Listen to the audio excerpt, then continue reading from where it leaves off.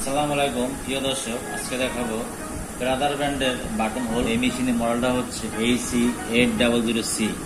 এই মেশিনের স্পিড কিভাবে লক করবেন এবং ভিতর থেকে কিভাবে লক করবেন আমরা দুইটা লকই দেখাবো। তো এই মেশিনে কিন্তু স্পিড খুব সহজে বাড়ানো যায়। এখান থেকে চাপ দিলে কিন্তু এখানে দেখেন আমাদের স্পিডটা চলে আসতেছে, এমনকি এখান থেকে কম হয়ে যাচ্ছে। আমরা চাচ্ছি যে কেউ যেন স্পিডটা না বাড়াতে পারে। স্পিড যাতে না বাড়াতে পারে তার জন্য আপনাকে এই বাটনটি টেস্ট বাটন এবং কি মেমোরি বাটন দুইটি বাটন একত্রে চাপ দিয়ে সুইচ অন করতে হবে। আমাদের যেটা হবে প্রোগ্রামে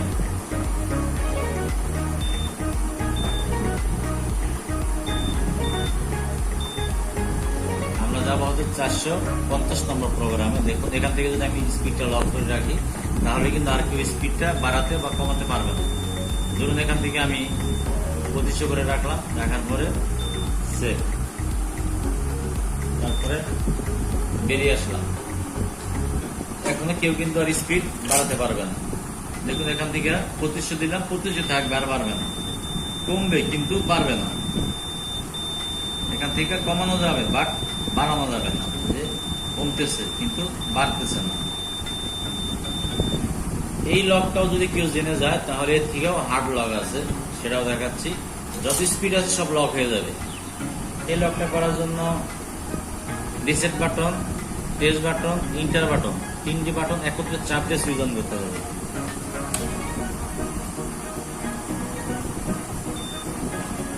এবার দেখুন এখানে একটা প্রোগ্রাম আছে প্রোটেক্টর লেভেল।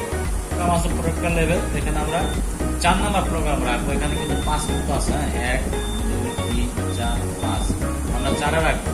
4 রাখার পরে ইন্টার দেওয়ার পর আমরা বেরিয়ে আসবো। এখন যত ধরনের স্পিড আছে শুধু স্পিডে কাজ করবে। দেখুন এখানে যে স্পিড, ঠিক আছে, স্পিড বাড়বেও না কমবেও না। অন্য প্রোগ্রাম কিন্তু ঠিকই আসবে। সব প্রোগ্রাম এই যে অন্য প্রোগ্রাম আসতেছে, এই যে আমার জিগজাগ কমানো যাচ্ছে বাড়ানো যাচ্ছে। বাট আমি যখন স্পিডে আসবো তখন কিন্তু আমার স্পিডে শুধু কাজ করবে। স্পিডটা কমবেও না বাড়বেও না। এমনকি সাইকেল স্টিজের যে স্পিড আছে সেটাও কিন্তু লক হয়ে যাবে।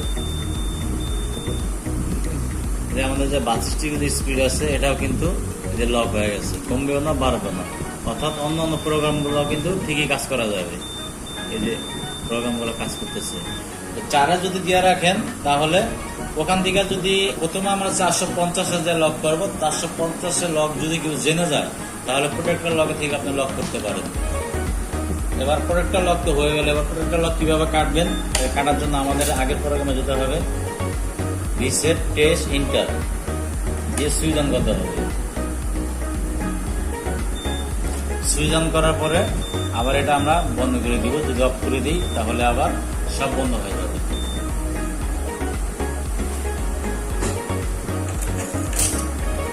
এবার কিন্তু সব কাজ করবে। এবার দেখুন এখান থেকে কমতেছে বাড়তেছে, যা খুশি তাই করা যাচ্ছে, ঠিক আছে। এভাবেই কিন্তু আপনারা মেশিনগুলো স্পিড লক করে নিজের মতো করে রাখতে পারেন।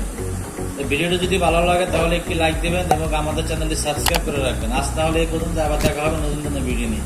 সেই পর্যন্ত সবাই ভালো থাকবেন। আল্লাহ হাফেজ।